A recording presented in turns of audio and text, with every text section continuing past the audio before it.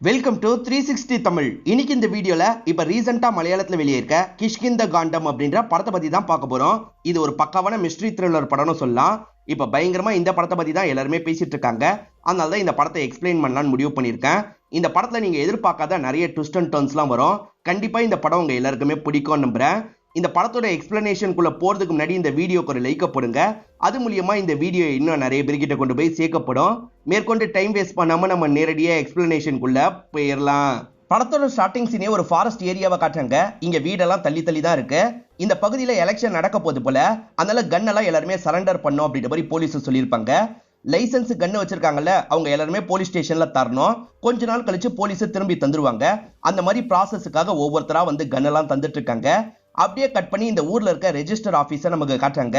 இங்க ஈரோ தான் கல்யாணம் பண்ணிக்க போறாரு. ஈரோட பேரு அஜய் சந்திரன் அப்படின்றது. இவர் கல்யாணம் பண்ணிக்க போற பொண்ணோட பேரு அபர்ணா அப்படின்றது. இது செகண்ட் மேரேஜா தான் இருக்கும். இவரோட ஃப்ரெண்ட்ஸ் எல்லாம் இந்த இடத்துக்கு வந்திருக்காங்க.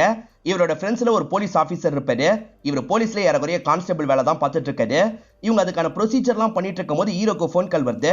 ஃப்ரெண்டு தான் இதை பத்தி சொல்றாரு. அதனால ஹீரோ இருக்காருல, பேசுறதுக்காக வெளியே வந்துடுறாரு. போலீஸை பொறுத்த வரைக்கும் அப்பாக்கு தான் கால் பண்ணணும்னு நினைச்சிருப்பாங்க. லேண்ட்லைன் நம்பருக்கு கால் பண்ணிருப்பாங்க. உங்க அப்பா போனை எடுக்கவே இல்லை. எலெக்ஷன் வருதுல, கன்னை ஹேண்ட் ஓவர் பண்ணும், உங்க அப்பா கிட்ட சொல்லிருங்க அப்படின்ற மாதிரிலாம் சொல்றாங்க. இவரும் சரின்ற மாதிரிலாம் ஏத்துக்கிறாரு. ஆனா இதுல ஒரு பிரச்சனை இருக்கு. அப்பா கன்னை ஹேண்ட் ஓவர் பண்ணோம்ல, ஆனா அந்த கன்னே மிஸ் ஆயிருக்கும். இதை பத்தி இவருக்கு தெரிஞ்ச ஃப்ரெண்டு போலீஸ் கிட்ட சொல்றாரு. அதாவது கான்ஸ்டபிள் ஃப்ரெண்டு இருக்கிறதா சொன்னல, அவர்கிட்ட சொல்றாரு. சரி, அப்பா கிட்ட கால் பண்ணி பேசுவோன்ற மாதிரி பேசுறாங்க. இந்த மாதிரி போலீஸை ஹேண்ட் ஓவர் பண்ணோம்னு சொல்றாங்க. என்ன பண்றதுன்னு கேக்குறாங்க. ஏதாவது பண்ணு அப்படின்ற மாதிரி அப்பா கொஞ்சம் கோவமா சொல்றாரு. அப்பா எப்ப பாரு எரிஞ்சு எரிஞ்சுதான் விழுவாரு போல. இவங்க ரெண்டு பேருமே என்ன பண்றது அப்படின்ற மாதிரிலாம் யோசிக்கிறாங்க. கன்னு காணாம போனது இவங்களுக்கு கொஞ்ச நாளைக்கு முன்னாடியே தெரிஞ்சிருக்கு. ஆனா இப்பதான் தெரிஞ்சது அப்படின்ற மாதிரி போலீஸ் கிட்ட சொல்லிடலாம் அப்படின்ற மாதிரி இவங்களும் யோசிக்கிறாங்க. ஹீரோ இன்னும் சைன்லாம் போட்டிருக்க மாட்டாரு. இப்ப உள்ள வந்து சைன் போடுறாரு. இவங்க ரெண்டு பேருக்குமே நல்லபடியா கல்யாணம் முடிஞ்சிருது. இப்ப எல்லாருமே அங்க இருந்து கிளம்பலாம் ஆரம்பிக்கிறாங்க. அங்க ஒரு பையன் பேசுறதுக்காக நின்னுட்டு இருக்கான். இவன் யாருன்னு பாத்தீங்கன்னா ஹீரோட மச்சானா இருப்பான். அதாவது ஹீரோக்கு ஏற்கனவே ஒரு ஒய்ஃப் இருந்ததா சொன்னல, அவங்களோட தம்பியா தான் இருப்பான். இவரும் சாதாரணமா அந்த பையன் கிட்ட பேசிட்டு இங்க இருந்து கிளம்ப ஆரம்பிக்கிறாரு. ஆக்சுவலா ஹீரோட எக்ஸ் ஒய்ஃப் இருக்காங்க பாத்தீங்களா, உடம்பு முடியாம தான் இறந்து போயிருப்பாங்க. ஹீரோட எக்ஸ் ஒய்ஃப் எப்படி இறந்து போனாங்கன்னு நமக்கு எக்ஸாக்டா தெரியல. அதே மாதிரி அபர்ணாவும் இவரை எப்படி கல்யாணம் பண்ணாங்க அப்படின்றது தெரியல. இவங்க ரெண்டு பேருமே சேர்ந்த மாதிரி இப்ப ஹீரோட வீட்டுக்கு வந்துட்டு இருக்காங்க. இவங்க வீட்டுக்கு வரும்போது ஆல்ரெடி போலீஸ்லாம் வந்திருக்காங்க. ஏன்னா கன்னு காணோன்ற மாதிரி சொல்லிட்டாங்கல்ல, அது சம்பந்தமா விசாரிக்கிறதுக்காக தான் வந்திருக்காங்க. ஹீரோட அப்பா பேரு அப்பு பில்லா அப்படின்றது. இவரை பொறுத்த வரைக்கும் எக்ஸ் ஆர்மி மேனா இருப்பாரு. எக்ஸ் ஆர்மி மேனா இருந்து எப்படி சார் இவ்வளவு கேர்லெஸ்ஸா இருந்தீங்க அப்படின்ற மாதிரிலாம் கேட்டுட்டு இருக்காங்க. அப்பா சிடுன்னு அவங்க கிட்ட பேசிட்டு இருக்காரு. இந்த கன்னு காணாம போனதை பத்தி திரும்ப திரும்ப அப்பா கிட்ட கேட்டுட்டு இருக்காங்க. அப்பாவுமே ஒரு ஸ்டேஜ்ல பயங்கரமா டென்ஷன் ஆயிடுறாரு. நான் உள்ள போறேன் அப்படின்ற மாதிரி எந்திரிச்செல்லாம் போயிடுறாரு. இதனால போலீஸ் இருக்காங்கல்ல, சரி காணோன்றத கம்ப்ளைண்ட் மாதிரி எழுதித்தாங்கன்ற மாதிரி ஹீரோ கிட்ட சொல்றாங்க. ஹீரோவும் சரின்ற மாதிரி ஏத்துக்கிறாரு. நடந்த விஷயத்தெல்லாம் வெளியே இருந்து ஹீரோயின் கவனிச்சிட்டு இருக்காங்க. உள்ள வான்ற மாதிரி ஹீரோயினை இவர் வெல்கம் பண்றாரு. ஹீரோக்கு தெரிஞ்ச ஒரு நபர் இருக்காரு. அவர்கிட்ட வீடியோ கால்ல பேசிட்டு இருக்காரு. இவருக்கு கல்யாணம் ஆயிருக்கு பாத்தீங்களா, அதை பத்திலாம் அவர்கிட்ட சொல்லிட்டு இருக்காரு. இவர் இந்த மாதிரி பேசிட்டு இருக்கும் போது ஹீரோயின் அந்த இடத்துக்கு வந்துடுறாங்க. ஹீரோயினோ சகஜமா அந்த நபர்கிட்ட பேசுறாங்க. இவங்க மூணு பேருமே கொஞ்ச நேரம் ஜாலியா பேசிட்டு இருக்காங்க. ஹீரோவோட அப்பா சட்டுன்னு கோவப்படுவார் போல. காலையில நடந்ததுக்கு சாரி, என் அப்பா அப்படிதான் அப்படின்ற மாதிரி ஹீரோ சொல்லிட்டாரு. எனக்கு அப்படிலாம் தெரியல, உன் அப்பா கூலா தான் தெரியுறாரு அப்படின்ற மாதிரி ஹீரோயின் சொல்லிட்டாங்க. இந்த மாதிரி இவங்க பேசிட்டு இருக்கும்போது அப்பா இந்த இடத்துக்கு வந்துடுறாரு. மரத்துல ஏறுறதுக்கு ஆளுங்களை வர சொல்லணும், வர சொல்லிட்டியா இல்லையா, இல்ல நான் தான் மரத்துல ஏறணுமா அப்படின்ற மாதிரிலாம் அப்பா கோவமா கேட்கிறாரு. இல்லப்பா ஆல்ரெடி வர சொல்லிட்டேன்னு இவர் சொல்லிட்டாரு. அப்பாவும் அங்க இருந்து கிளம்பிடுறாரு. இப்ப மறுநாள் காலையில ஹீரோயின் இருக்காங்க பாத்தீங்களா, இவங்களோட சொந்தக்காரங்க கிட்ட எல்லாம் வீடியோ கால்ல பேசிட்டு இருக்காங்க. அதே மாதிரி மரத்துல ஏறுறதுக்காக நிறைய ஆட்கள்லாம் இந்த இடத்துக்கு வந்துடுறாங்க. இவங்க வீடியோ கால்ல பேசிட்டு இருக்கும் போது ஹீரோ இந்த இடத்துக்கு வந்துடுறாரு. ஹீரோ இவங்க கிட்ட பேச்சு கொடுக்குறாரு. ஆக்சுவலா இவங்கள பொறுத்த வரைக்கும் ஏகப்பட்ட இடம் இருக்கு. நிறைய பழம்லாம் இருக்கும் பாத்தீங்களா, அதை பறிக்கிறதுக்காக தான் ஆட்கள் மந்த்லி ஒன்ஸ் இந்த இடத்துக்கு வருவாங்க. அதை வியாபாரம் பண்ணுவாங்க. ஹீரோக்கு ஒரு பையன் இருக்கான்றது இப்பதான் நமக்கு தெரிய வருது. பையன் இங்கெல்லாம் ஓடி ஆடி விளையாடுவான் அப்படின்ற மாதிரிலாம் சொல்றாரு. அந்த பையன் இப்ப மிஸ் ஆகுறான். பையன் எப்படி மிஸ் ஆகுறான்னு தெரியல. 2 வருஷத்துக்கு மேல பையன் மிஸ் ஆகுறான் அப்படின்றது மட்டும் நமக்கு தெரிய வருது. ஹீரோவோட அப்பா பேரு அப்பு அப்படின்றது. இப்ப அப்பு இருக்காரு பாத்தீங்களா, வெளியே கிளம்பணும்னு முடிவு பண்றாரு. தேவையான சில பொருட்கள்லாம் பேக்ல எடுத்து வச்சிடுறாரு. இப்ப கதவை சாத்தலாம் நினைக்கிறாரு. பார்த்தா கதவு சரியா சாத்த மாட்டேங்குது. கதவுல ஏதோ ஒரு ப்ராப்ளம்ன்றத புரிஞ்சுக்கிறாரு. சீக்கிரமா ரெடி பண்ணும் அப்படின்ற மாதிரி யோசிச்சுக்கிட்டு கார் எடுத்துட்டு கிளம்புறாரு. இவர் கார்ல ஒரு பகுதியை கிராஸ் பண்ணி போறாரு. இந்த விஷயத்தெல்லாம் ஹீரோவோட ஃப்ரெண்டு கான்ஸ்டபிள் இருக்காரு பாத்தீங்களா, கவனிக்கிறாரு. அவர் மட்டும் இல்ல, அவர் கூட இருக்க ஆட்களும் கவனிக்கிறாங்க. இவர் வீட்டை விட்டே வெளியே வர மாட்டாருன்னு சொன்னீங்க, இப்ப வெளியே போறாரு அப்படின்ற மாதிரி ஆட்கள் கேட்கிறாங்க. எப்பயாவது தான் வெளியே வருவாரு, அதை தான் சொன்னேன் அப்படின்ற மாதிரி அந்த கான்ஸ்டபிள் அண்ணன் சொல்றாரு. இப்ப சுமன் ஒருத்தரை காட்டுறாங்க. காட்டு பகுதியில நக்சலுங்கெல்லாம் ஒளிஞ்சிருப்பாங்கல்ல, அந்த நக்சலுக்கெல்லாம் இவர் ஹெல்ப் பண்ணிருப்பாரு. அது ஒரு காலத்துல ஹெல்ப் பண்ணிருப்பாரு, இப்ப பண்றாரா என்னன்னு தெரியல. இவரை பார்க்கறதுக்காக அப்பு வராரு. ஏன் எதுக்குன்றது நமக்கு தெரியல. ஹீரோவோட பையன் வருஷ கணக்குல மிஸ் ஆகுறான்னு சொன்னோம் பாத்தீங்களா, இவரும் வெறி கொண்டு தேடிட்டு இருக்காரு. எல்லா ஸ்டேட்ல இருக்க ஆட்களுக்கும் இந்த தகவலை பாஸ் பண்ணி தேடிட்டு இருக்காரு. எங்க பாடி கிடைச்சாலும் சரி உடனே போய் நம்ம பையனான்ற மாதிரிலாம் இவர் பாப்பாரு. அந்த மாதிரி வேற ஒரு லேடி கிட்ட இப்ப பையனோட டீடைல் எல்லாம் தந்துட்டு இருக்காரு. இந்த சமயம் ஒய்ஃப் இருக்காங்க பாத்தீங்களா, வீட்டுல இருக்க போட்டோ எல்லாம் பாத்துட்டு இருக்காங்க. இவர் எக்ஸ் ஒய்ஃப் கூடயும் பையன் கூடயும் சேர்ந்து இருக்க போட்டோ எல்லாம் பாத்துட்டு இருக்காங்க. இவருமே இந்த லேடி கிட்ட பேசி முடிச்சிடுறாரு. அதாவது பையனை கண்டுபிடிக்கிறதுக்கு இந்த லேடியும் இதுக்கப்புறம் ட்ரை பண்ணுவாங்க. ஹீரோவை பொறுத்த வரைக்கும் கவர்மெண்ட் ஆபீசர் போல வேலை பார்த்துட்டு இருக்காரு. அப்பதான் ஒரு அண்ணனுக்கு போன் கால் வந்து ஒரு தகவல் கிடைக்குது. இந்த பகுதியில யாரோ கன் ஷூட் பண்ணிருக்காங்க போல, போலீஸ் விசாரிக்க போறாங்க அப்படின்ற மாதிரிலாம் சொல்லிட்டு இருக்காரு. அந்த பகுதி ஹீரோ வீட்டுக்கு பக்கத்துல தான் இருக்கும். என்ன சவுண்டா இருக்கும் அப்படின்ற மாதிரிலாம் இவர் யோசிக்கிறாரு. அப்படியே கட் பண்ணி இது சம்பந்தமா நியூஸ் ஓடிட்டு இருக்கு. அந்த நியூஸ் ஒரு ஹாஸ்பிட்டல்ல ஓடிட்டு இருக்க மாதிரி நமக்கு காட்டுறாங்க. அந்த ஹாஸ்பிட்டலுக்கு தான் ஹீரோவோட அப்பா எதையோ விசாரிக்கிறதுக்காக வந்திருக்காரு. என்ன விசாரிக்கிறதுக்காக வந்திருக்காரு அப்படின்றது எக்ஸாக்டா நமக்கு தெரியல. இங்க இருக்க லேடியை போட்டு பயங்கரமா டார்ச்சர் பண்றாரு. இவர் தான் சிடு சிடுன்னு பேசுவார்ல, அந்த மாதிரி டார்ச்சர் பண்றாரு. எங்கேயோ கன் ஷாட் சவுண்ட் கேட்டதா சொன்னாங்கல்ல, அந்த ஸ்பாட்டுக்கு இவங்க எல்லாருமே வந்துடுறாங்க. அடிக்கடி இந்த மாதிரிலாம் சவுண்ட் கேட்கும் போல. இங்க நக்சலா சில ஆட்கள் மறைஞ்சிருக்காங்கல்ல, அவங்க ஷூட்டிங் பிராக்டிஸ்லாம் எடுப்பாங்க. அந்த மாதிரி தான் எடுத்திருக்காங்க போல அப்படின்ற மாதிரிலாம் ஆளுங்க பேசிட்டு இருக்காங்க. சிலர் சுமன் மேல பழிய போடுறாங்க. இன்னும் நீ அந்த நக்சலுக்கு ஹெல்ப் பண்ற அப்படின்ற மாதிரிலாம் சொல்லிட்டு இருக்காங்க. ஆனா நான்லாம் பண்ணலன்ற மாதிரி அந்த சுமன் சொல்லிட்டாரு. அதனால சுமனுக்கும் வேற ஒரு நபருக்கும் சின்னதா பிரச்சனை ஏற்படுது. ஹீரோ ஏற்கனவே ஒரு ஃப்ரெண்டு கூட வீடியோ கால்ல பேசின மாதிரி காமிச்சாங்கல்ல, அவர் பேசிட்டு இருக்கும் போது அவரோட பொண்ணு இருக்காங்கல்ல, வாங்கப்பா வாங்கப்பான்ற மாதிரி கையை பிடிச்சி இழுத்துட்டு இருக்காங்க. அந்த பொண்ணு விளையாடிட்டு இருக்கிறத இவர் சந்தோஷமா பார்த்துட்டு இருக்காரு. இப்ப சடனா இவரோட பையன் ஞாபகம் வந்துருது. இப்ப பையனை நினைச்சு லைட்டா இவர் ஃபீல் பண்ணிட்டு இருக்காரு. அப்ப இவரோட ஒய்ஃப் வந்துடுறாங்க. சாப்பாடுலாம் ரெடி பண்ணிட்டேன், சாப்பிட வாங்கன்னு சொல்றாங்க. இவரும் சரின்ற மாதிரி ஏத்துக்கிறாரு. இன்னும் இவரோட அப்பா வீட்டுக்கு வந்திருக்க மாட்டாரு, கார்ல தான் வந்துட்டு இருக்காரு. இவர் சாப்பிட ஆரம்பிக்கலாம்னு நினைக்கும் போது அப்பா கிட்ட இருந்து கால் வருது. என் வண்டி ரிப்பேர் ஆயிடுச்சு, இங்க வான்னு சொல்லிட்டாரு. ஒய்ஃப் நானும் வரேன்னு சொல்லிட்டாங்க. ஹீரோவும் ஒய்ஃபும் சேர்ந்த மாதிரி அந்த பகுதிக்கு வந்துட்டு இருக்காங்க. அப்பவும் குரங்க வேடிக்கை பார்த்துக்கிட்டே வெயிட் பண்ணிட்டு இருக்காரு. அப்ப இவங்க ரெண்டு பேருமே கார்ல வந்து இறங்குறாங்க. இப்ப ஹீரோ இருக்கார்ல, அப்பாவோட காரை செக் பண்ணலாம் அப்படின்ற மாதிரி செக் பண்றாரு. பார்த்தா எந்த ஒரு பிரச்சனையும் இருக்க மாதிரியே தெரியல. கார் ஒரு ஸ்டேஜ்ல ஸ்டார்ட் ஆயிருது. ஏறுங்கப்பா நான் கூட்டு போறேன் அப்படின்ற மாதிரி அப்பா கிட்ட சொல்லிட்டாரு. அதே சமயம் ஒய்ஃபு கிட்ட அந்த காரை எடுத்துட்டு வந்துரு அப்படின்ற மாதிரி சொல்லிட்டாரு. அவங்களும் ஏத்துக்கிறாங்க. அந்த கார்ல கிளம்பி பின்னாடி போறாங்க. அப்பா இருக்காரு பாத்தீங்களா, நிறைய பேப்பர் எல்லாம் சேர்த்து வச்சு எரிச்சிட்டு இருக்காரு. அதெல்லாம் என்ன பேப்பர் அப்படின்றது நமக்கு தெரியல. இப்ப ஹீரோயின் வீட்டுக்குள்ள இருந்து தனியா நெருப்பு எரிஞ்சிட்டு இருக்கிறத கவனிக்கிறாங்க. யார் இப்படி நெருப்பை எரிச்சு விட்டா அப்படின்ற மாதிரிலாம் யோசிக்கிறாங்க. இதை பத்தி ஹஸ்பண்ட் கிட்ட சொல்லிட்டாங்க. அதனால ஹஸ்பண்ட் இருக்கார்ல, என்ன ஏதுன்னு வேணா போய் பார்க்கலாம் அப்படின்ற மாதிரி சொல்லிட்டாரு. இருங்க நான் டார்ச் எடுத்துட்டு வந்துடுறேன் அப்படின்ற மாதிரி ஒய்ஃபும் டார்ச் எடுக்கிறதுக்காக போறாங்க. அதுக்குள்ள இந்த இடத்துல மழை பெய்ய ஆரம்பிச்சிருது. மழை பெய்யுதுல, இந்த நேரத்துல பார்க்க வேணாம், காலையில பாத்துக்கலான்ற மாதிரி முடிவு எடுக்கிறாங்க. இப்ப காலையில சமயம் அந்த பகுதிக்கு வந்து இவங்க பாக்குறாங்க. இவங்க மட்டும் இல்லாம ஹீரோவோட ஃப்ரெண்டும் இந்த இடத்துக்கு வந்துடுறாரு. அதாவது கான்ஸ்டபிள் ஃப்ரெண்ட் ஒருத்தர் இருக்காரு பாத்தீங்களா, அவர் தான் இந்த இடத்துக்கு வந்திருக்காரு. என்ன எரிச்சிருக்காங்க அப்படின்றது இவங்களுக்கு எக்ஸாக்டா தெரியல.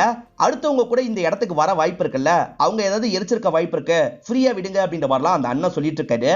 இவங்க பேசிட்டு இருக்கும் போது ஹீரோவோட அப்பா இந்த இடத்துக்கு வந்து நிக்கிறாரு. நீங்க எரிஞ்சதை பாத்தீங்களா அப்படின்ற மாதிரி அப்பா கிட்ட கேக்குறாங்க. எனக்கெல்லாம் தெரியாதுன்ற மாதிரி சொல்லிடுறாரு. ஆனா எரிச்சதே அப்பா தான். ஹீரோவும் அந்த கான்ஸ்டபிள் அண்ணனும் இந்த விஷயத்தை பெருசு பண்ண மாட்டாங்க. இப்ப இந்த கான்ஸ்டபிள் அண்ணன் ஸ்டேஷனுக்கு வரும்போது தான் ஒரு தகவல் தெரிய வருது. ஒரு பையனோட பாடி ஒரு பகுதியில கிடைச்சிருக்கு, அது வேற ஸ்டேட்டா இருக்கும். ஹீரோவோட பையன் பாடியா இருக்க கூட வாய்ப்பு இருக்குன்ற மாதிரி தகவலை பாஸ் பண்ணியிருக்காங்க. அந்த தகவலை ஹீரோ கிட்டயும் ஒய்ஃபு கிட்டயும் சொல்றதுக்காக வந்துடுறாரு. இதனால ஹீரோவும் ஒய்ஃபும் அந்த பகுதிக்கு கிளம்பணும்னு யோசிக்கிறாங்க. அந்த அண்ணன் நானும் கூட வரேன்ற மாதிரி சொல்லிட்டாரு. இவரு மட்டும் இல்லாம அந்த மச்சானையும் வர வச்சிடுறாங்க. இவங்க எல்லாருமே ட்ரெயின்ல டிராவல் பண்றாங்க. மச்சான் இருக்கார்ல, ஹீரோவோட எக்ஸ் ஒய்ஃபை பத்தி சொல்லிட்டாரு. அவங்க ஓவர் டோஸ்னால தான் இறந்து போயிட்டாங்க அப்படின்ற மாதிரிலாம் சொல்லிட்டாரு. அவங்க ஒரு ப்ராப்ளத்துக்காக மாத்திரை எடுப்பாங்க, அது கொஞ்சம் ஓவர் ஆனதுனால தான் அக்கா இறந்து போயிருப்பாங்க. ஹீரோ மட்டும் இவங்க கூட கலந்துக்காம கொஞ்சம் தள்ளி நின்றுட்டு இருக்காரு.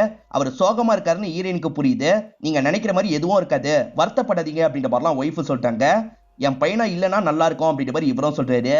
இப்ப ஹீரோவோட அப்பாவை நமக்கு காட்டுறாங்க. வீட்டுல நிறைய பேப்பர் கட்டிங்க வச்சு என்னமோ யோசிச்சுட்டு இருக்காரு.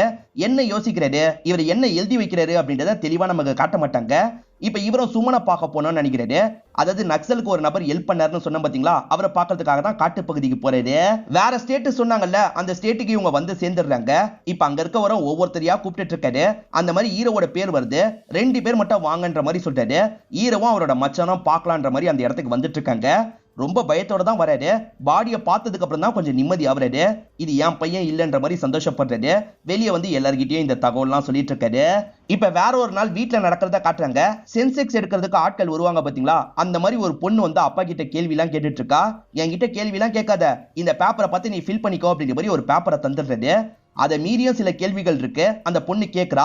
அதுக்கான பதில் அப்பாக்கு சட்டுன்னு தெரியல. உதாரணத்துக்கு உங்க ஒய்ஃப் பேர் என்ன, உங்க ஒய்ஃப் எப்ப இறந்து போனாங்க அப்படின்ற மாதிரி தான் கேக்குறாங்க. அதுவே அப்பாக்கு தெரிய மாட்டேங்குது. அப்பா போன்ல அதெல்லாம் டைப் பண்ணி வச்சிருக்காரு போல. அதெல்லாம் பார்த்து தான் சொல்றாரு. இந்த விஷயத்த அந்த பொண்ணும் கவனிச்சிட்டு இருக்கா. என்ன இது கூட இவருக்கு தெரியல அப்படின்ற மாதிரிலாம் யோசிச்சுட்டு கிளம்புறா. இந்த விஷயத்தெல்லாம் ஜன்னல் வழியில இருந்து ஈரின் கவனிக்கிறாங்க. என்ன இவருக்கு இதெல்லாம் கூட தெரியல அப்படின்ற மாதிரி யோசிச்சுட்டு இருக்காங்க. இவங்க பார்த்தாங்க பாத்தீங்களா, அந்த விஷயத்தெல்லாம் ஹஸ்பண்ட் கிட்ட சொல்லலாம்னு நினைக்கிறாங்க. உங்க அப்பாக்கு மறக்கிற ப்ராப்ளம் இருக்கு போல, நம்ம ஏதாவது பண்ணணும் அப்படின்ற மாதிரி சொல்றாங்க. இது சார்ந்து இவங்க பேசிட்டு இருக்கும் போது அப்பா இருக்கார்ல, கோவமா படிக்கட்டுல இறங்கி வராரு. ஏற்கனவே கதவை சரி பண்ணணும் உங்ககிட்ட சொன்னல, அதுக்குள்ள மறந்துட்டியா, சீக்கிரமா அந்த கார்பெண்டரை வரவை அப்படின்ற மாதிரி அப்பா கோவமா பேசுறாரு. ஏன்னா அப்பாவோட ரூம்குள்ள யாரோ போயிட்டு வந்திருக்கிறத அப்பா ஃபீல் பண்றாரு. அதனாலதான் இப்படி சொல்றாரு. சரிப்பா சீக்கிரமா வர வச்சிடறேன்னு ஹீரோ சொல்றாரு. நம்ம ஒய்ஃப் தான் போயிருக்க வாய்ப்பு இருக்குன்னு ஹீரோக்கு தெரியுது. நீ தான் போனியான்னு கேக்குறாரு. ஆமாங்க, நான் தான் ஏதாவது கிடைக்குமான்னு பாக்குறதுக்காக போனன்ற மாதிரி ஒய்ஃப் சொல்றாங்க. ஒய்ஃபா அவங்களோட சந்தேகத்தை பத்தி சொல்ல ஆரம்பிக்கிறாங்க.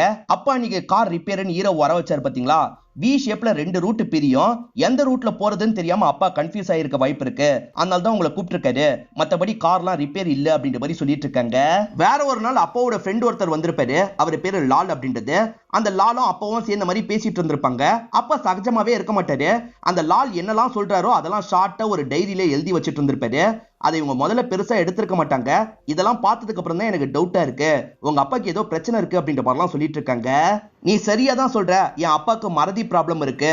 இதை என் பையன் தான் முதல்ல கண்டுபிடிச்சான் அப்படின்ற மாதிரி இவரும் பிளாஷ்பேக்கா சொல்ல ஆரம்பிக்கிறாரு. ஆக்சுவலா பையன் கேம் விளையாடிட்டு இருக்கான். தாத்தா அயன் பண்ணிருப்பாரு. அந்த வேலையை பாதியிலேயே விட்டுட்டு வேற ஒரு வேலையை பார்க்க ஆரம்பிச்சிருப்பாரு. அதனால அது எரிஞ்சிருக்கும். அதனால பையன் தான் முதல்ல இந்த விஷயத்த ஃபீல் பண்ணிருப்பான். அதுக்கப்புறம் வீட்டுல இருக்க எல்லாருமே ஃபீல் பண்ண ஆரம்பிச்சிருப்பாங்க. இது அப்பா கிட்டே சொல்லணும்னு ஹீரோ யோசிச்சிருப்பாரு. அப்பா உங்களுக்கு அடிக்கடி மறக்குது, டாக்டர் கிட்ட போலாம் அப்படின்ற மாதிரி சொல்லிட்டாரு. அப்படிலாம் ஒன்னும் கிடையாதுன்ற மாதிரி அப்பா சாப்பாடை தள்ளி விட்டு அங்கிருந்து எந்திரிச்சு போயிருப்பாரு. இதெல்லாம் பார்த்து இவரோட ஒய்ஃபும் இவரோட பையனும் செம்மையா பயந்துருப்பாங்க. அப்பாவோட ஃப்ரெண்டா ஒரு நபர் இருப்பாரு. அவர் அப்பா கிட்ட பேசுறதுக்காக வர வச்சிருப்பாங்க. அவருமே கொஞ்ச நேரம் அப்பா கிட்ட பேசிடுறாரு. அதுக்கப்புறம் தான் ஹீரோ கிட்ட பேச ஆரம்பிக்கிறாரு. வயசாயிருச்சு, அதனால தான் உங்க அப்பாக்கு இந்த ப்ராப்ளம் வந்திருக்குன்னு நினைக்காத, அவர் சர்வீஸ்ல இருக்கும் போதே இந்த ப்ராப்ளம் வந்திருக்கு அப்படின்ற மாதிரி அவர் சொல்றாரு. அப்பாவோட ஃப்ரெண்ட் சொல்றாரு பாத்தீங்களா, அதெல்லாம் விஷுவலா நமக்கு காட்டுறாங்க. அப்பா இருக்கார்ல, உடனே சின்ன சின்ன விஷயத்தெல்லாம் கூட மறந்துடுவாரு.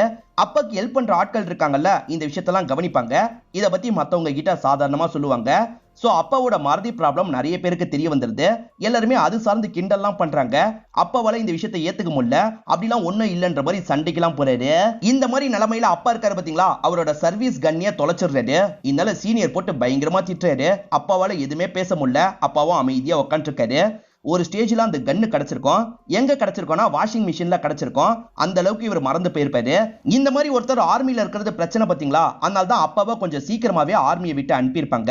இதெல்லாம் அந்த ஃப்ரெண்ட் சொல்றது மூலியமா இவருக்கு புரிய வந்திருக்கும். இருந்தாலும் அப்பா கிட்ட ட்ரீட்மெண்ட்டை பத்தி பேச முடியாதுல்ல, அதனால தான் பேசாம இருந்திருப்பாரு. இதெல்லாம் கேட்கிற ஹீரோயினுக்கு ஒரு டவுட் வருது. ஹீரோவோட பையன் காணாம போயிருக்கான்ல, அதுக்கும் அப்பாக்கும் ஏதாவது சம்பந்தம் இருக்க வாய்ப்பு இருக்கு அப்படின்ற மாதிரிலாம் சொல்றாங்க. அதுக்கும் இதுக்கும் என்ன சம்பந்தம் இருக்க போது, அதுக்கெல்லாம் வாய்ப்பு இல்லைன்ற மாதிரி இவர் சொல்றாரு. ஆனா ஹீரோயினுக்கு லைட்டா டவுட் இருக்கதான் செய்யுது. ஹீரோ பையன் கூடயும் ஒய்ஃபு கூடயும் சேர்ந்து விளையாடி இருப்பார்ல, அந்த ஃபுட்டேஜ் எல்லாம் லேப்டாப்ல வச்சிருப்பாரு. அதெல்லாம் இவங்க சாதாரணமா உட்காந்து பார்த்துட்டு இருக்காங்க. அந்த பையனை பொறுத்த வரைக்கும் ரொம்ப சேட்டை பிடிச்ச பையன் போல, பயங்கரமா ஓடி ஆடி விளையாடிட்டு இருக்கான். அதை இவங்களுமே சிரிச்சுக்கிட்டே பார்த்துட்டு இருக்காங்க. இப்ப போலீஸ்க்கு ஒரு தகவல் கிடைக்குது. கன்ஸ்ட்ரக்ஷன் பண்ணலான்ற மாதிரி ஒரு இடத்துல வேலையை ஆரம்பிச்சிருப்பாங்க. அந்த இடத்துல பார்த்தா எலும்பு கூடு கிடைச்சிருக்கு. அதனால போலீஸ்லாம் அந்த ஸ்பாட்டுக்கு வந்துடுறாங்க. அந்த ஓனர் கிட்ட விசாரணை பண்ணிட்டு இருக்காங்க. இப்ப வேற ஓனரா இருக்கலாம். ஆனா 2-3 வருஷத்துக்கு முன்னாடி ஹீரோவோட அப்பா தான் ஓனரா இருந்திருப்பாரு. அவர் வித்த இடமா தான் இருக்கும். ஹீரோவோட ஃப்ரெண்டு கான்ஸ்டபிள் இருக்காரு பாத்தீங்களா, ஒரு எலும்பு கூடு கிடைச்சிருக்கு அப்படின்ற மாதிரி ஹீரோ கிட்ட சொல்றாரு. இது எலும்பு கூடா அப்படின்ற மாதிரி ஹீரோவும் ஷாக் ஆயிட்டு இருக்காரு. அந்த பகுதியை நமக்கு காட்டுறாங்க. ஒரு சின்ன பையனோட எலும்பு கூடு கிடைச்சா எப்படி இருக்குமோ அந்த மாதிரி தான் அந்த இடம் இருக்கு. ஹீரோவோட பையன் வேற மிஸ் ஆகுறான்ல, ஒருவேளை ஹீரோவோட பையன் பாடியா இருக்குமா அப்படின்ற மாதிரி போலீஸுங்களா யோசிக்கிறாங்க. ஆனா விசாரணையில அந்த பாடி மனுஷனோட பாடி இல்ல, குரங்கோட பாடி அப்படின்றது தெரிஞ்சிருது. ஆனா அதுலயும் ஒரு பிரச்சனை இருக்கு அப்படின்ற மாதிரி ஹீரோ கிட்ட ஒருத்தர் சொல்லிட்டாரு.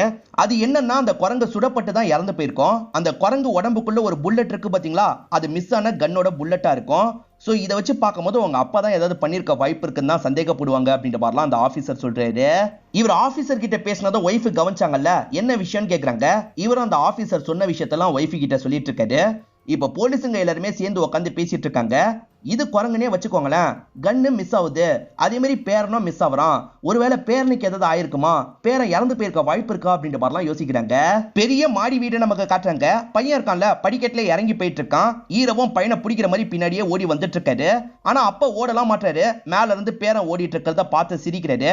கொஞ்சம் வித்தியாசமா பார்த்து சிரிச்சிட்டு இருக்காரு. இது எல்லாம் ஈரோட மைண்டுக்குள்ளதான் கனவு மாதிரி ஓடுது. அந்த வழியா வந்த யானை இருக்குல்ல, ஈரோவை எழுப்பி விட்டுருது. அந்த எலும்பு கூடு கிடைச்சதுல, அதனால தான் ஈரோ கொஞ்சம் அப்செட்டா இந்த இடத்துல உட்காந்து இருக்காரு. இப்ப ஈரோ கார்ல வந்துட்டு இருக்கும் போது ஒரு விஷயத்த கவனிக்கிறாரு. அப்பா சுமன் கிட்ட பேசிட்டு அங்க இருந்து கிளம்புறாரு. இவர் எதுக்காக சுமன் கிட்ட எல்லாம் பேசுறாரு அப்படின்ற மாதிரி ஈரோவும் யோசிக்கிறாரு. இப்ப அப்பா நடந்து போயிட்டு இருக்கும் போது பக்கத்துல வராரு. ஏறுங்கப்பா கார்ல அப்படின்ற மாதிரி சொல்றாரு. சரின்ற மாதிரி அப்பாவும் கார்ல ஏறி உட்காந்துடுறாரு. இப்ப அப்பா கிட்ட லைட்டா இவர் பேச்ச கொடுக்க ஆரம்பிக்கிறாரு. அப்பா, அந்த இடத்துல ஒரு எலும்பு கூட கிடைச்சதுல, அது குரங்கோட எலும்பு கூட. அதுல உங்க கன்னோட புல்லட் இருக்குப்பா, அது எப்படி அப்படின்ற மாதிரிலாம் கேட்கறாரு. அது எப்படின்னு என்கிட்ட கேட்டா, கன்னு தான் காணாம போயிடுச்சுல, எனக்கு எதுவும் தெரியாது அப்படின்ற மாதிரிலாம் இவர் சொல்றாரு. வேற ஒரு நாள் அப்பாவும் நமக்கு காட்டுறாங்க. கார்ல அவரோட வீட்டுக்கு வந்துட்டு இருக்காரு. இப்ப லெஃப்ட்ல போகணுமா ரைட்ல போகணுமான்னு அப்பாவுக்கு தெரியாம அந்த இடத்துல காரை நிறுத்திடுறாரு. ஈரோட ஒய்ஃப சொன்னது சரிதான், இவருக்கு மறந்துடுது. இவர் வெயிட் பண்ணிட்டு இருக்கும் போது அந்த வழியா ஒரு பஸ் வருது. அந்த பஸ் இவரோட ஊர் பஸ்ஸா இருக்கும். இந்த வழியா தான் போகணுன்றத புரிஞ்சுக்கிறாரு. ஒரு வழியா இவர் வீட்டுக்கு வந்துடுறாரு. இவர் வீட்டுக்கு வரும்போது இவரோட ஃப்ரெண்டு லால் இருக்காருல, வாசல்ல வெயிட் பண்ணிட்டு இருக்காரு. ஆனா அந்த லால் யாருன்னு கூட இவருக்கு சுத்தமா தெரிய மாட்டேங்குது. நீங்க வெளியே உட்காருங்க, நான் வந்துடுறேன்ற மாதிரி ரூம்குள்ள வந்துடுறாரு. அவர் யாருன்னு தெரியலன்ற மாதிரி பேசினா அசிங்கமா பார்ப்பாங்கல்ல, அது நடக்கூடாதுன்ற மாதிரி அப்பா நினைக்கிறாரு. அந்த லால் கூட சேர்ந்து எடுத்த மாதிரி ஒரு போட்டோ வீட்டுல இருக்கும். அந்த போட்டோல பேட்ஜ்ல என்ன பேர் இருக்குன்னு பாக்குறாரு. லால்னு பேர் இருக்கு. இப்ப கபோர்ட ஓபன் பண்றாரு. ஏகப்பட்ட டைரிஸ் இருக்கு. அதுல லால்னு பேர் போட்ட டைரியை இவர் எடுத்துக்கிறாரு. அந்த லால் கூட கடைசியா நம்ம என்னெல்லாம் பேசணும் அப்படின்றத கொஞ்சம் படிச்சு வச்சுக்கிறாரு. அதுக்கப்புறம் தான் லால் கிட்ட பேசுறதுக்காக வெளியே வராரு. இப்ப லால் கிட்ட சகஜமா பேசுறாரு. லால் இதுக்கு முன்னாடி வரும்போது சில விஷயங்களை சொல்லியிருப்பாரு பாத்தீங்களா, அதெல்லாம் இவர் நோட் பண்ணி வச்சிருப்பாரு. அது சார்ந்து கேள்வி கேட்கிறாரு. அப்பாவோட ப்ராப்ளம் யாருக்கும் தெரியக்கூடாதுன்றதுக்காக தான் இந்த மாதிரி சாமர்த்தியமா ஒரு மெத்தடை யூஸ் பண்ணிட்டு இருக்காரு. இப்ப அவர்கிட்ட பேசிட்டு இருக்கும் போதே அந்த டைரியை கொஞ்சம் கொஞ்சமா திருப்பி திருப்பி பார்த்துட்டு இருக்காரு. அதுல கடைசியா அப்பா எழுதி வச்ச விஷயத்த பார்த்து அப்பாவே ஷாக் ஆயிடுறாரு. இவனை பார்த்தா ஆர்மி மேன் மாதிரியே தெரியல, இவன் நிறைய விஷயங்களை மாத்தி மாத்தி சொல்றான், இவனை நம்பாது அப்படின்ற மாதிரி அப்பா எழுதி வச்சிருக்காரு. அதனால அப்பாக்கே இவர் மேல டவுட் வந்துருது. இப்ப வேணும்ட்டு இவரை மடக்கி மடக்கி சில கேள்வி எல்லாம் கேட்கிறாரு. அப்பாக்கு சில விஷயங்கள் ஞாபகம் இருக்குல்ல, அது சார்ந்து சில கேள்வி எல்லாம் கேட்கிறாரு. அதுக்கு இந்த லால் தப்பு தப்பா சொல்றாரு. கண்டிப்பா நீ என் கூட சேர்ந்து வேலை பார்த்தவன் கிடையாது, என்னை ஏமாத்திட்டு இருக்க அப்படின்ற மாதிரி சொல்றாரு. என்ன சொல்றீங்க, அப்படிலாம் கிடையாது அப்படின்ற மாதிரி லால் பேசுறாரு. ஆனா லால் கண்டிப்பா ஏமாத்துறாரு அப்படின்றது அப்பாக்கு தெரிஞ்சிருது. என்னை ஏமாத்த பாக்குறல, யாரா நீ அப்படின்ற மாதிரி அப்பாவும் கோவப்பட்டு தள்ளி விடுறாரு. அந்த லால் யாரகடமா கீழே விழுந்துடுறாரு. இப்ப அப்பா கோவப்பட்டு இருக்கும் போது கார் வர மாதிரி சவுண்டு கேக்குது. ரெண்டு பேருமே யார் வராங்கன்ற மாதிரி வாசலை பாக்குறாங்க. ஈரவும் ஈரனும் சேர்ந்த மாதிரி தான் வீட்டுக்கு வந்துட்டு இருக்காங்க. ஈரவும் லால் கிட்ட நார்மலா பேசுறாரு. எப்போ வந்தீங்கன்ற மாதிரி கேக்குறாரு. அதுக்கு லால் இருக்காருல, நான் வந்து 2 மணி நேரம் இருக்கும், உன் அப்பா கூட பேசினதுல நேரம் போனதே தெரியல, என்ன நான் சொல்றது சரிதானே அப்பு அப்படின்ற மாதிரி கேக்குறாரு. அப்பாக்கு நடந்த விஷயம் எல்லாம் மறந்துருது போல. ஆமா பேசிட்டு தான் இருந்தோம் அப்படின்ற மாதிரி அப்பாவும் சொல்றாரு. இதனால லால் சமாளிச்சிடுறாரு. இங்க இருந்து கிளம்பிடுறாரு. லால் எதுக்காக அப்பா கிட்ட போய் சொன்னாரு அப்படின்ற மாதிரி ஒரு கேள்வி இருக்கு. அதே சமயம் அப்பா இவ்வளவு ஸ்பீடா மறந்துடுவாரு அப்படின்றத இப்பதான் நமக்கு தெளிவா புரிய வைக்கிறாங்க. போலீஸ் இன்னமும் அந்த கன்னு சம்பந்தமா விசாரணை பண்ணிட்டு இருக்காங்க. இப்பதான் இவங்களுக்கு ஒரு ஃபுட்டேஜ் கிடைக்குது. அந்த ஃபுட்டேஜ் அங்க போட்டோகிராஃபி எடுக்க போனவங்க மூலியமா தான் கிடைச்சிருக்கும். அந்த ஃபுட்டேஜ்ல பார்த்தா ஒரு குரங்கு கையில தான் கன் இருக்கு. இது ஒரு வேளை காணாம போன கன்னா இருக்குமா அப்படின்ற மாதிரிலாம் இவங்க யோசிக்கிறாங்க. இதை கன்ஃபார்ம் பண்றதுக்காக அப்பாவை அந்த இடத்துக்கு வர வச்சிடுறாங்க. அப்பாவுமே அந்த கன்னை பாக்குறாரு. இது என்னோட கன் இல்ல அப்படின்ற மாதிரி சொல்றாரு. குரங்கு அந்த கன்னை சாதாரணமா தூக்கி வச்சிருக்கல, அது பிளாஸ்டிக் கன்னா கூட இருக்க வாய்ப்பு இருக்கு, நம்ம தான் தேவையில்லாம யோசிக்கிறோம் அப்படின்ற மாதிரி போலீஸுங்களாம் அவங்களுக்குள்ள பேசிக்கிறாங்க. இப்ப ஈரோட அப்பா இருக்காருல, வீட்டுல இருக்க நிறைய ஃபைல்லாம் கலெக்ட் பண்ணிடுறாரு. அதெல்லாம் எரிக்கணும்ன்ற மாதிரி ஒரு இடத்துக்கு வந்து எரிக்கிறாரு. இந்த விஷயத்தெல்லாம் மறைஞ்சிருந்து ஈரின் கவனிக்கிறாங்க. இப்ப அப்பா எரிட்டோம் அப்படின்ற மாதிரி அங்க இருந்து கிளம்பிடுறாரு. நம்ம போய் அதை தடுக்கணும், என்னதான் எரிச்சாருன்றதை பார்க்கணும்ன்ற மாதிரி யோசிக்கிறாங்க. இப்ப வேகமா எரிஞ்சிட்டு இருக்கிறத தடுத்துட்டு இருக்காங்க. இவங்க தடுத்துட்டு இருக்கும் போது அப்பா சட்டுன்னு கையை பிடிச்சிடுறாரு. என்ன பண்ணிட்டு இருக்க, ஏன் தடுக்கிற அப்படின்ற மாதிரிலாம் கேட்கிறாரு. நான் அதை பார்க்கணும் அப்படின்ற மாதிரி அப்பா கூட இவங்க சண்டைலாம் போட்டுட்டு இருக்காங்க. இது நடந்துட்டு இருக்கும் போது ஹீரோ இந்த இடத்துக்கு வந்துடுறாரு. என்ன பண்ணிட்டு இருக்க, அப்பாவை விடு விடுன்ற மாதிரி தடுக்கிறாரு. அதுல அப்பா கொஞ்சம் தள்ளி போய் விழுந்துடுறாரு. ஒய்ஃபும் தள்ளி போய் விழுந்துடுறாங்க. இப்ப ஒய்ஃபுக்கு பக்கத்துல வந்து ஒய்ஃபை எழுப்பிட்டுலாம் இருக்காரு. ஆனா அப்பா இருக்கார்ல, இவங்க 2 பேர் தான் ஏதோ சண்டை போடுறாங்க அப்படின்ற மாதிரி யோசிக்கிறாரு. எந்த சண்டைனாலும் வீட்டுக்குள்ள வச்சுக்கோங்க, வெளியெல்லாம் இப்படி சண்டை போடாதீங்க அப்படின்ற மாதிரி இவங்களை பார்த்து சொல்றாரு. என்ன அதுக்குள்ள மறந்துட்டாரு அப்படின்ற மாதிரி 2 பேருமே கவனிச்சிட்டு இருக்காங்க. அப்பா பண்ற ஆக்டிவிட்டி எல்லாம் ஹீரோயினுக்கு சந்தேகத்தை வர வைக்குது. நம்ம இது சார்ந்து ஏதாவது விசாரணை பண்ணோம் அப்படின்ற மாதிரிலாம் ஹீரோ கிட்ட சொல்லிட்டு இருக்காங்க. இப்ப இன்ஸ்பெக்டர் திரும்பி அப்பாவை ஸ்டேஷனுக்கு வர வச்சிருக்காரு. கன் எப்படி மிஸ் ஆச்சுன்னு கேக்குறாரு. அப்பாக்கு ஞாபகம் இல்ல, இருந்தாலும் ஞாபகம் இல்லன்னு சொல்ல முடியாதுல்ல, சமாளிக்கிற மாதிரி என்னென்னமோ அப்பா சொல்லிட்டு இருக்காரு. அப்பா அடிக்கடி சுமனை மீட் பண்றாரு அப்படின்ற மாதிரி அந்த போலீஸ் அண்ணன் சொல்லியிருப்பாரு. இவருமே ஒரு வாட்டி கவனிச்சிருப்பாரு. சுமன் கிட்ட அப்பா எதுக்காக பேசுறாரு, அந்த சுமன் கிட்ட விசாரிக்கணும் அப்படின்ற மாதிரி ரெண்டு பேருமே சுமனை பாக்குறதுக்காக வந்துடுறாங்க. இப்ப சுமன் இருக்காருல, காரணத்தை சொல்ல ஆரம்பிக்கிறாரு. சுமன் ஒரு நாள் நடந்து வந்துட்டு இருக்காரு. அப்ப கன் ஷாட் சவுண்ட் கேக்குது, பின்னாடியே அடி வாங்குற சவுண்டும் கேக்குது. யார் அடிக்கிறா அப்படின்ற மாதிரி இவர் பாக்குறதுக்காக வேகமா அந்த இடத்துக்கு வராரு. பார்த்தா தாத்தா இருக்காருல, பேரனை போட்டு பயங்கரமா அடிக்கிறாரு. சின்ன பையனை போய் இப்படி அடிக்கிறீங்க, நிறுத்துங்க அப்படின்ற மாதிரி இவர் தான் தடுத்திருப்பாரு.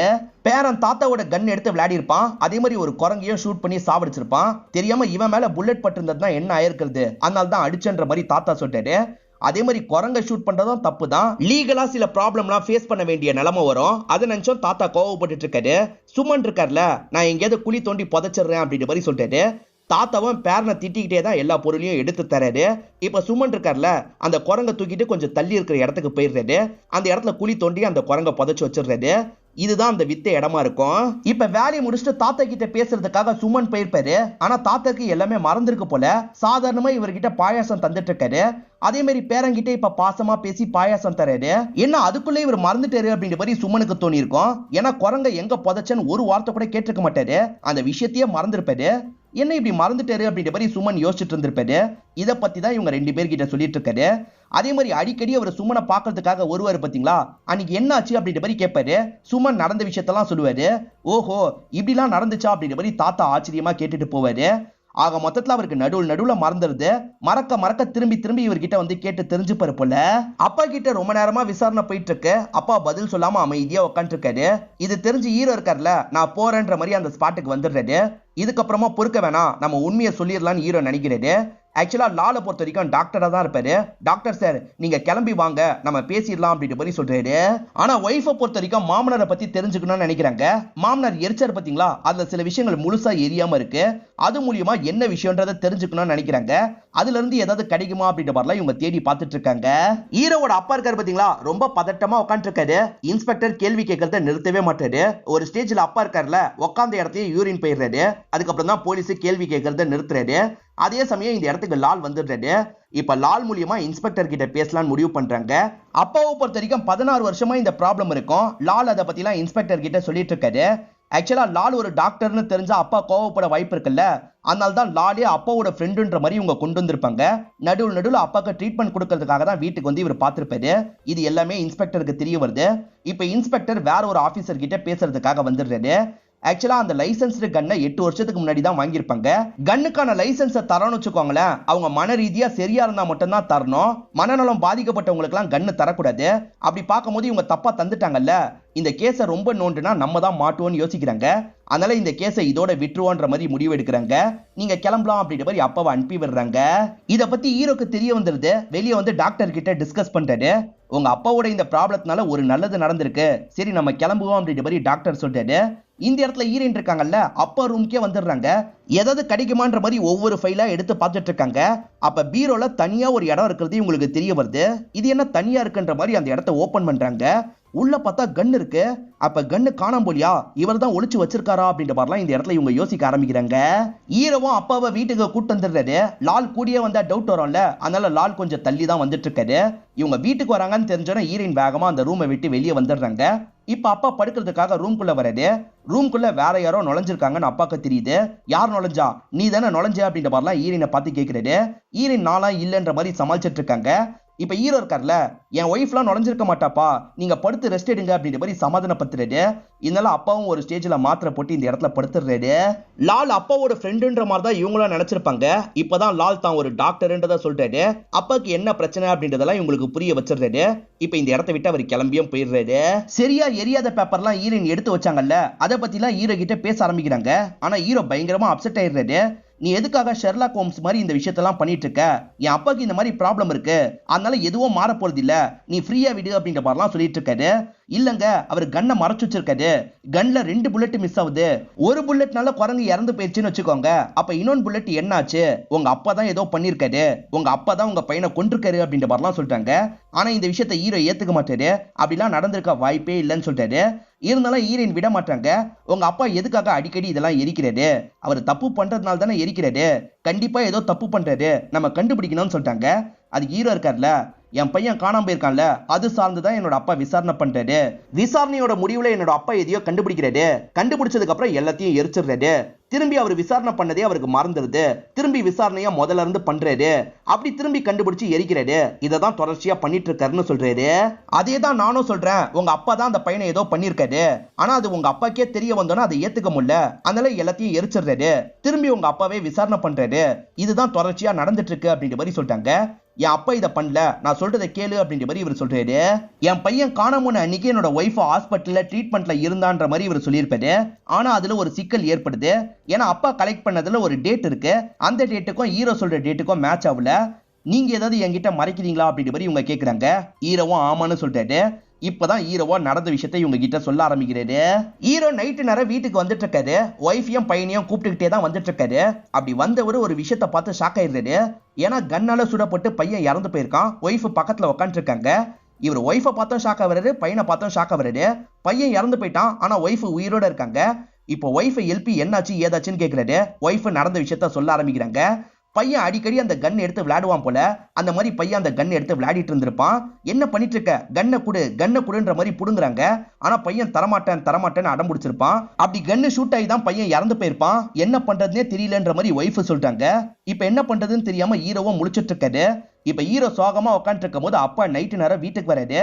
அப்பா கிட்ட இந்த விஷயத்த சொல்லிடலான்ற மாதிரி இவர் யோசிக்கிறாரு. இப்ப பொறுமையா அப்பாக்கு பக்கத்துல வராரு. அப்பான்ற மாதிரி ஆரம்பிக்கிறாரு. அப்பா ட்ரீட்மெண்ட் சம்பந்தமா தான் இவன் பேச போறான்னு நினைக்கிறாரு. எனக்குலாம் எந்த ட்ரீட்மெண்ட்டும் தேவையில்லைன்ற மாதிரி சொல்றாரு. அப்பா பாலை காய்ச்சிருப்பாரு, அதை கூட மறந்து அங்க இருந்து கிளம்பியிருப்பாரு.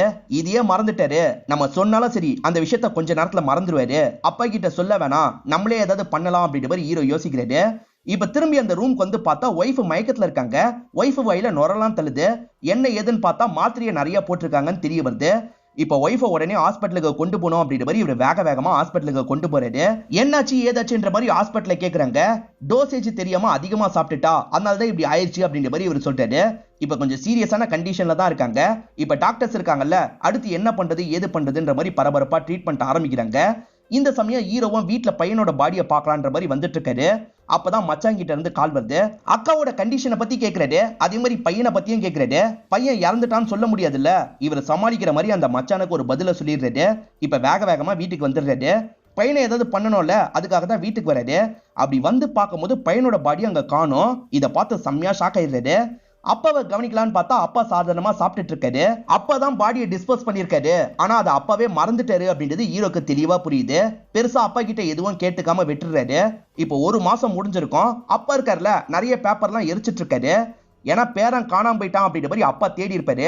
அப்படி தேடும் போது அப்பாக்கு இதுதான் நடந்திருக்க வாய்ப்பு இருக்குன்றது புரிஞ்சிருக்கும். இந்த டைம் ஹீரோவோட ஒய்ஃப் எங்கன்னு யோசிக்காதீங்க, ட்ரீட்மெண்ட் பலன் அளிக்காம அவங்க இறந்து போயிருப்பாங்க. இதெல்லாம் வெளியே வந்தா பையனுக்கு ப்ராப்ளம் வரும்ல, அந்த ப்ராப்ளம் வரக்கூடாதுன்றதுக்காக தான் அப்பா அந்த டாக்குமெண்ட்லாம் எரிச்சிட்டு இருக்காரு. அப்படி எரிச்சிட்டு இருக்கும் போது இப்படிதான் நடந்திருக்க வாய்ப்பு இருக்குன்னு எனக்கு புரியுது. இதெல்லாம் வெளியே வந்தா உனக்கு பிரச்சனை, இதெல்லாம் வெளியே வராம இருக்கிறது தான் நல்லது அப்படின்ற மாதிரி எரிச்சிட்டு இருக்காரு. இதை கேட்கிற ஹீரோக்கு ரொம்ப ஃபீலிங்கா இருக்கு. சட்டுன்னு ஓடி வந்து அப்பாவை கட்டி பிடிச்சு அழுவுறாரு. ஹீரோவோட அப்பாவை பொறுத்த வரைக்கும் உண்மையை கண்டுபிடிப்பாரு. அந்த உண்மை தெரிஞ்சதுக்கு அப்புறம் அதெல்லாம் எரிச்சிருவாரு. திரும்பி எல்லாத்தையும் மறந்துட்டு திரும்பி உண்மையை தேடி அலைய ஆரம்பிப்பாரு. உண்மையை கண்டுபிடிப்பாரு. உண்மையை கண்டுபிடிச்சதுக்கு அப்புறம் இது தெரியக்கூடாதுன்ற மாதிரி எரிப்பாரு. இது சார்ந்து விசாரிக்கிறதுக்காக தான் இவர் ஹாஸ்பிட்டலுக்கு போன மாதிரிலாம் நமக்கு காமிச்சிருப்பாங்க. இது எல்லாத்தையும் ஒய்ஃப்க்கு புரிய வச்சிடுறாரு. ஈர மேல தப்பு இல்லைல்ல, அதனால ஒய்ஃபை இந்த இடத்துல மன்னிச்சிடுறாங்க. அப்பா பையனை எங்கேயோ டிஸ்போஸ் பண்ணிருக்காரு, எங்கன்றது அப்பாக்கே தெரியல. அதே மாதிரி பையனை தேடாம இருந்தா ஈர மேல டவுட் வர வாய்ப்பு இருக்குல்ல, அதனால தான் பையனை தேடுற மாதிரிலாம் இவர் நடிச்சிட்டு இருக்காரு. இப்போ ஒரு இடத்துல பாடி கிடைச்சிருக்கு, பையனான்னு கன்ஃபார்ம் பண்ண வாங்கன்ற மாதிரி சொல்லியிருக்காங்க. இப்ப ஹீரோ கூட சேர்ந்து ஹீரோயினும் நடிச்சிட்டு இருக்காங்க. அங்க இருக்கிறது ஹீரோவோட பையன் இல்லன்னு கன்ஃபார்மா தெரியும். இருந்தாலும் இவங்க பார்க்க போற மாதிரி பாவலாம் பண்ணி ஆகணும். ஏன்னா அந்த மச்சானை சமாளிக்கணும்ல, அதனால இந்த விஷயத்தெல்லாம் இவங்க பண்ணிட்டு இருக்காங்கன்னு நமக்கு காட்டுறாங்க. அதே சமயம் அப்பா எல்லாத்தையும் மறந்துடுறாரு. திரும்பி அந்த சுமன் கிட்ட பேசுறதுக்காக காட்டு பகுதிக்கு போய் சுமன் கிட்ட பேச ஆரம்பிக்கிறாரு. திரும்பி சுமன் கிட்ட நீ எதுக்காக வீட்டுக்கு வந்த, அன்னைக்கு என்ன ஆச்சு அப்படின்ற மாதிரிலாம் கேட்பாரு. ஒரு சர்க்கிள் மாதிரி இதுவே தான் திரும்ப திரும்ப நடந்துட்டு இருக்கோம் அப்படின்ற மாதிரி காமிச்சு நமக்கு படத்தை முடிச்சிடுறாங்க. கன்னை யாரு ஒளிச்சு வச்சான்ற மாதிரி உங்களுக்கு ஒரு கேள்வி வந்திருக்கும். ஹீரோவோட அப்பா தான் ஒளிச்சு வச்சிருப்பாரு. ஏன்னா அந்த 2 புல்லட்டுக்கு இவங்க கணக்கு கொடுக்கணும்ல, இவங்களால கணக்கு கொடுக்க முடியாதுல்ல, அதனால தான் அப்பா அந்த கன்னை மறைச்சு வச்சிருப்பாரு. இப்போ உங்களுக்கு இந்த படத்தோட எக்ஸ்பிளனேஷன் புரிஞ்சிருக்கும்னு நினைக்கிறேன். அப்படி புரியலன்னு வச்சுக்கோங்களேன், இதே எக்ஸ்பிளனேஷனை வேகமா ஒரு வாட்டி கேட்டு பாருங்க, கண்டிப்பா உங்களுக்கு புரிஞ்சிடும். இந்த படம் உங்க எல்லாருக்குமே பிடிச்சிருக்கும் நம்புறேன். இந்த வீடியோ உங்களுக்கு பிடிச்சிருந்ததுன்னா லைக் பண்ணுங்க, கமெண்ட் பண்ணுங்க, மறக்காம 360 தமிழ் சேனலை சப்ஸ்கிரைப் பண்ணுங்க. தொடர்ச்சியா இந்த மாதிரி வீடியோக்கள் வந்துகிட்டே தான் இருக்கும்.